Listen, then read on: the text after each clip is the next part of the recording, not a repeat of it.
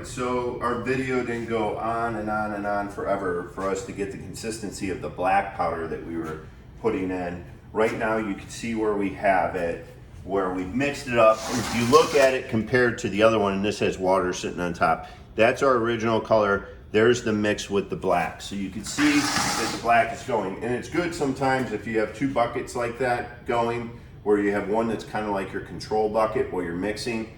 So that way you understand the colors taken, because you might feel, especially if you have a gray base, that it's not getting the color that you desire. But it took us 2, 4, 6, 8, 10, 12, 14, 16 teaspoons to be able to get to that point. Now I added 2 teaspoons at a time, and then I mixed.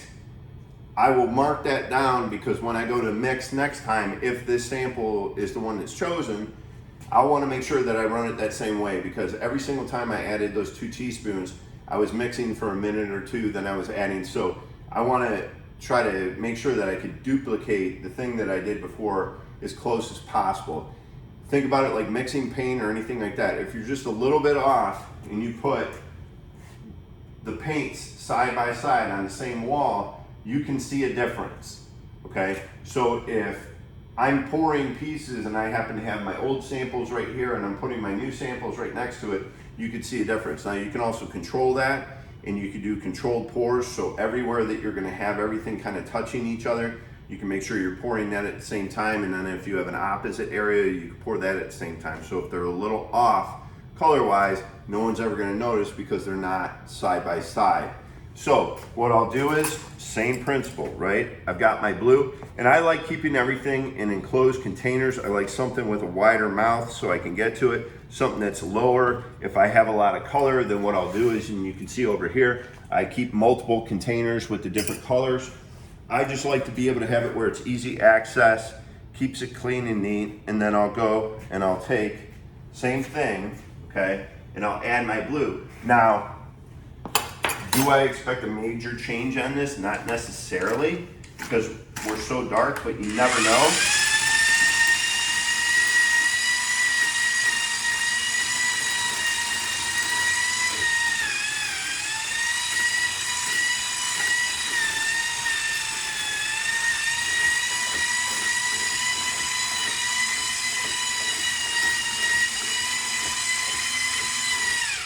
So if you take a look at it, I don't have a major change. So what that tells me is we're gonna kind of have to go along the same lines as what we did with the black, and we're gonna have to add more blue. Now keep in mind, I'm not trying to turn this entire mixture blue, okay? The black is going to be my base, the blue is going to be a complement, and then also when we get to the mold itself, we'll address a couple things where we can kind of make some of the colors more pronounced as well, without having to mess with the actual mix itself.